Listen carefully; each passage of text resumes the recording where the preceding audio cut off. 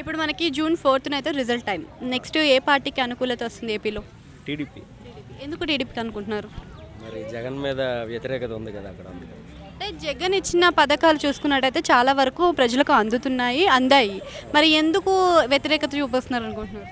పథకాలు అందొచ్చు కానీ డెవలప్మెంట్ లేదు కదా. అంటే ఇప్పుడు 4 మెడికల్ కాలేజెస్ తీసుకొచ్చారు. ఇంకొంచెం టైం ఇస్తే ఇన్ఫోసిస్ కూడా తెస్తాను అంటున్నాడు కదా.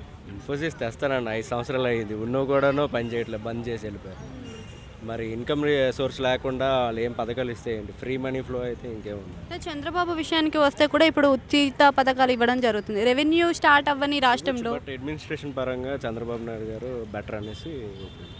అంటే చంద్రబాబు నాయుడు గారి పాలనలోకి వస్తే నిరుద్యోగ వృత్తి అని చెప్పి ఇస్తాను అని అంటున్నాడు. మరి యువతకు ఆ విధంగా ఎంకరేజ్మెంట్ అనేది కరెక్టా రాంగా? అది కొన్నిసార్లు కరెక్ట్, కొన్నిసార్లు రాంగ్. అది మనం కంప్లీట్గా వన్ సైడ్ తీసుకోలేము దానికి. అట్లీస్ట్ అప్లికేషన్ ఫీజు కట్టడానికైనా డబ్బులు ఉండాలి కదా వాళ్ళ దగ్గర. So that will be helpful. అంటే ఏ విధమైన మార్పులు చేర్పులు జరుగుతాయి చంద్రబాబు గారు అధికారంలోకి వస్తే? అదే అంటున్నాను కదా, ఇప్పుడు మనకు అసలు ఆంధ్రాలోని ఇన్కమ్ సోర్స్ అనేది లేదు కంప్లీట్గా. అసలు రెవెన్యూ జనరేట్ చేయకుండా వీళ్ళు ఫండ్స్ ఫ్లో చేస్తున్నారు అంటే అది డిఫికల్ట్ కదా.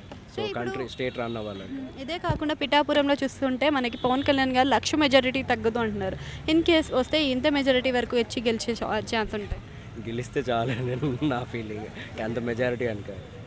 అంటే మంగళగిరిలో పోటీ కూడా మనం చూసుకున్నట్టే గట్టిగానే ఉంది. మరి ఎంతవరకు సాధించవచ్చు విజయం? అంతవరకు అయితే నాకు ఐడియా లేదు కానీ, బట్ పిఠాపురంలో పవన్ కళ్యాణ్ గెలిస్తే బాగుంటుంది.